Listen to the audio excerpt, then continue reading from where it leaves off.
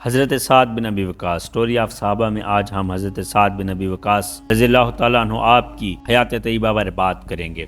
ان کی کنیت ابو اسحاق ہے اور خاندان قریش کے ایک بہت ہی نامور شخص ہیں جو مکہ مکرمہ کے رہنے والے ہیں۔ یہ ان خوش نصیبوں میں سے ایک ہیں جن کو نبی علیہ الصلوۃ والسلام نے جنت کی بشارت دی۔ یہ ابتداء اسلام میں ہی جبکہ ابھی ان کی عمر 17 برس تھی دامن اسلام میں داخل ہوئے اور حضور دو عالم صلی اللہ علیہ وسلم کے ساتھ تمام معرکوں میں حاضر رہے۔ یہ خود فرمایا کرتے تھے کہ وہ میں پہلا شخص ہوں جس نے اللہ تبارک و تعالیٰ کی راہ میں کفار پر تیر چلایا، اور ہم لوگوں نے حضور علیہ الصلوۃ والسلام کے ساتھ رہ کر اس حال میں جہاد کیا کہ ہم لوگوں کے پاس سوائے ببلول کے پتوں اور ببلول کی پھلیوں کے کچھ کھانے کے لیے نہ تھا۔ حضور دو عالم صلی اللہ علیہ وسلم نے خاص طور پر ان کے لیے دعا فرمائی تھی، اے اللہ ان کے تیر کے نشانے کو درست فرما دے اور ان کی دعا کو مقبول فرما۔ خلافت راشدہ کے زمانے میں بھی یہ فارس اور روم کے جہادوں میں سپہ سالار رہے۔ امیر المومنین حضرت جناب عمر رضی اللہ تعالیٰ عنہ نے اپنے دور خلافت میں ان کو کوفے کا گورنر مقرر فرمایا، پھر اس عہدے سے معزول کر دیا، اور یہ برابر جہادوں میں کفار سے کبھی سپاہی بن کر اور کبھی لشکر اسلام کے سپہ سالار بن کر لڑتے رہے۔ جب حضرت عثمان رضی اللہ تعالیٰ عنہ امیر المومنین بنے تو انہوں نے دوبارہ ان کو کوفے کا گورنر بنا دیا۔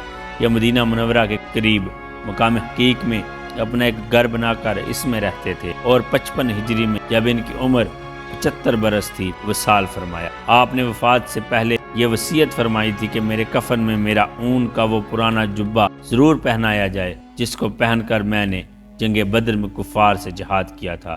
چنانچہ وہ جبہ آپ کے کفن میں شامل کیا گیا۔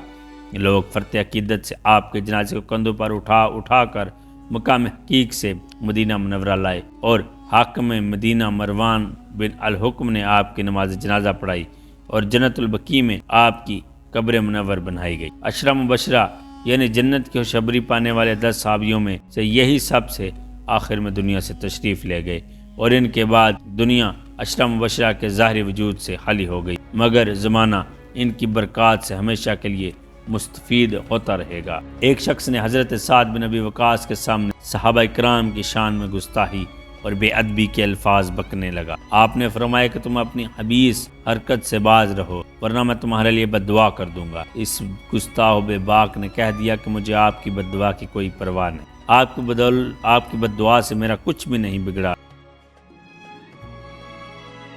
یہ سن کر آپ کو جلال آ گیا، اور آپ نے اس وقت یہ دعا مانگی کہ یا اللہ اگر اس شخص نے تیرے نبی علیہ الصلوۃ والسلام کے پیارے صحابیوں کی توہین کی ہے تو آج ہی اس شخص کو اپنے قہر و غضب کی نشانی دکھا دے تاکہ دوسروں کو اس سے عبرت حاصل ہو۔ اس دعا کے بعد جیسے ہی وہ شخص مسجد سے نکلا تو بالکل ہی اچانک ایک پاگل اونٹ کہیں سے دوڑتا ہوا آیا اور اس کو دانتوں سے پچھاڑ دیا، اور اس کے اوپر بیٹھ کر اس کو اس قدر زور سے دبایا کہ اس کی پسلیوں کی ہڈیاں چور چور ہو گئی اور وہ فوراً ہی مر گیا۔ یہ منظر دیکھ کر لوگ دوڑ دوڑ کر حضرت سعد رضی اللہ تعالیٰ عنہ کو مبارکباد دینے لگے کہ آپ کی دعا مقبول ہو گئی اور صحابہ کرام کا دشمن ہلاک ہو گیا۔ جنگ فارس میں حضرت سعد بن ابی وقاص رضی اللہ تعالیٰ عنہ اسلامی لشکر کے سپہ سالار تھے۔ دوران سفر راستے میں دریائے دجلہ کو پار کرنے کی ضرورت پیش آ گئی اور کشتیاں موجود نہیں تھیں۔ آپ نے لشکر کو دریا میں چل دینے کا حکم دے دیا اور خود سب سے آگے بڑھے، اور آپ یہ دعا کرتے ہوئے دریا پر چلنے لگے، نستعین باللہ وتوکل علیہ وحسبنا اللہ ونعم الوکیل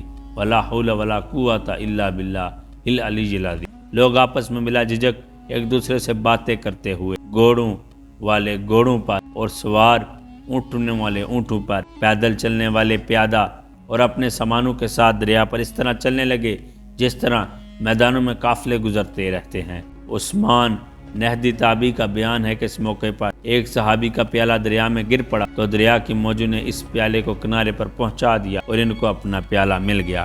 اس لشکر کی تعداد 60,000 پیادہ اور سوار کی تھی۔ ڈاکٹر محمد اقبال نے حضرت سعد بن ابی وقاص رضی اللہ تعالیٰ عنہ کی اسی کرامت کی طرف اشارہ کرتے ہوئے اپنی نظم میں یہ شعر لکھا، دشت و دشت ہیں دریا بھی نہ چھوڑے ہم نے، بحر ظلمات میں دوڑا دیے گھوڑے ہم نے۔ جنگ قادسیہ میں فتح ہو جانے کے بعد حضرت سعد بن ابی وقاص نے حمص پر چڑھائی۔ یہ رومیوں کا بہت ہی مضبوط قلعہ تھا۔ بادشاہ روم شہر کی حفاظت کے لیے بہت ہی زبردست فوج بھیجی تھی، مگر حضرت سعد بن ابی وقاص سے شہر کے قریب پہنچے تو آپ نے لشکر اسلام کو حکم فرمایا لا الہ الا اللہ واللہ اکبر کا بلند آواز سے نعرہ مارے۔ چنانچہ جب پوری فوج نے ایک ساتھ نعرہ لگایا تو اس شہر میں زور کا زلزلہ آ گیا کہ تمام عمارتیں ہلنے لگیں۔ پھر دوسری مرتبہ نعرہ لگایا تو قلعہ اور شہر کی دیواریں گرنے لگیں اور رومی فوج پر ایسی دہشت سوار ہو گئی کہ وہ ہتھیار بھی نہ اٹھا سکے، بلکہ ایک گراں قدر رقم بطور جزیہ کے دے کر رومیوں نے مسلمانوں سے صلح کر